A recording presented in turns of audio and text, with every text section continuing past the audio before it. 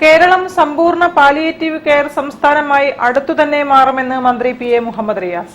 Palliative care ദിനാചരണത്തിന്റെ ഭാഗമായി Suraksha pain and palliative care society സംഘടിപ്പിച്ച വളണ്ടിയർ സംഗമം ഉദ്ഘാടനം ചെയ്ത് സംസാരിക്കുകയായിരുന്നു മന്ത്രി. സഹജീവികൾക്ക് കരുതലായി സമൂഹത്തിൽ ഇടപെടുന്നവരുടെ സംഗമമാണ് ജൂബിലി ഹാളിൽ നിറസാന്നിധ്യമായത്. പാലിയേറ്റീവ് ദിനാചരണത്തിന്റെ ഭാഗമായാണ് ജില്ലയിലെ ഏറ്റവും ശക്തമായ പെയിൻ ആൻഡ് പാലിയേറ്റീവ് സംഘടനയായ സുരക്ഷയുടെ ജില്ലയിലെ പ്രവർത്തകർ ഒത്തുകൂടിയത്. സംഗമം മന്ത്രി പി.എ. മുഹമ്മദ് റിയാസ് ഉദ്ഘാടനം ചെയ്തു. കേരളം സമ്പൂർണ്ണ പാലിയേറ്റീവ് കെയർ സംസ്ഥാനമായി അടുത്തുതന്നെ മാറുമെന്ന് മന്ത്രി പറഞ്ഞു. സാന്ത്വന പരിചരണം ചികിത്സാരീതിയോ ഇടപെടലോ മാത്രമല്ല ഉദ്ദേശലക്ഷ്യം, മനോഭാവം വർദ്ധിപ്പിക്കൽ കൂടിയാണെന്നും മന്ത്രി അഭിപ്രായപ്പെട്ടു. ആർദ്രം മിഷന്റെ 2 ആർദ്രം മിഷൻ 2ന്റെ ലക്ഷ്യങ്ങളിലൊന്നായ സമ്പൂർണ്ണ പാലിയേറ്റീവ് കെയർ സംസ്ഥാനമാക്കി കേരളത്തെ മാറ്റുകയെന്ന ലക്ഷ്യത്തോട് അടുത്തുകൊണ്ടിരിക്കുകയാണ് ഇപ്പോൾ നമ്മൾ.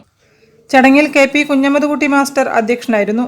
സുരക്ഷാ പാലിയേറ്റീവ് കെയർ സൊസൈറ്റിക്കായി ഊരാളുങ്കൽ ലേബർ കോൺട്രാക്ട് സൗജന്യമായി നിർമ്മിച്ച സുരക്ഷാ ഇ കെയർ സോഫ്റ്റ്വെയർ കൈമാറ്റം ULCCS foundation director doctor M.K. ജയരാജിൽ നിന്നും സുരക്ഷാ ഉപദേശക സമിതി ചെയർമാൻ പി. മോഹനൻ മാസ്റ്റർ ഏറ്റുവാങ്ങി.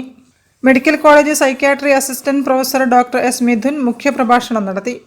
Deputy mayor Muzaffar Ahammed, A. Pradeep Kumar, Kanathil Jameela MLA, M. Mehaboob, general convener Ajay Kumar, treasurer Sanaf Palakkandi എന്നിവരും സംബന്ധിച്ചു.